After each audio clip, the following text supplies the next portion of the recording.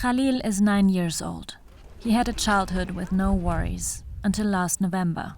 That's when Sudan's Rapid Support Forces came to his hometown El Janina and attacked.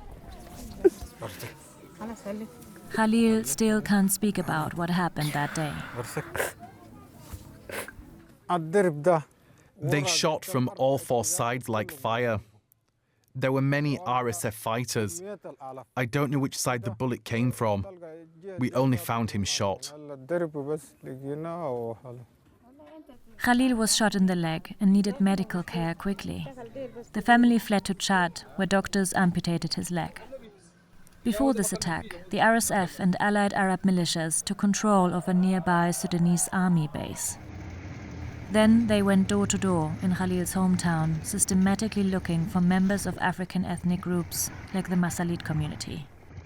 They raped girls, burned people alive, executed boys and men. They left bodies on the streets to rot. Khalil's father buried 28 people that day, including his nephew.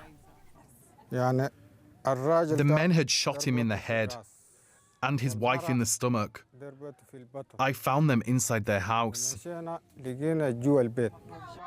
During this attack, he remembers RSF fighters using racial slurs. They abused us. They said, "You are Nawab, Africans. We will kill all of you. You won't have any land. This land will be under our authority, and we will decide who will cultivate it. It's a genocide against us.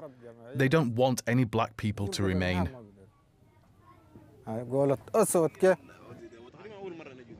The United Nations says the RSF and its allies killed an estimated 15,000 people in ethnically motivated massacres in Darfur.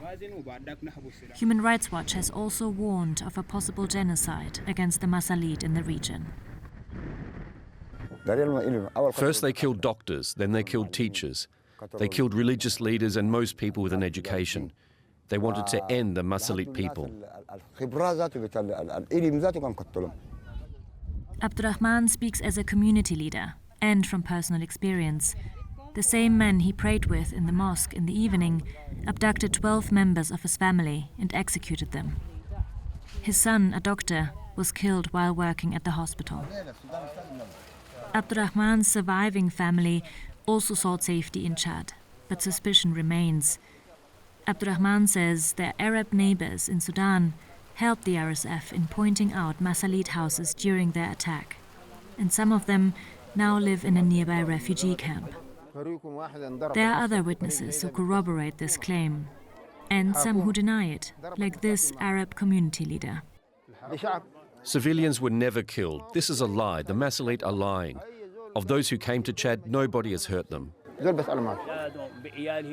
The divide runs deep.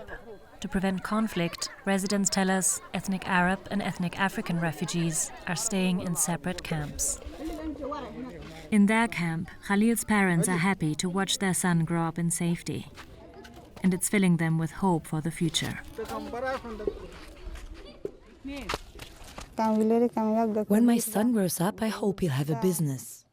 I imagine many things for him, working at the mosque and having children too. I just want my son to be happy in this life.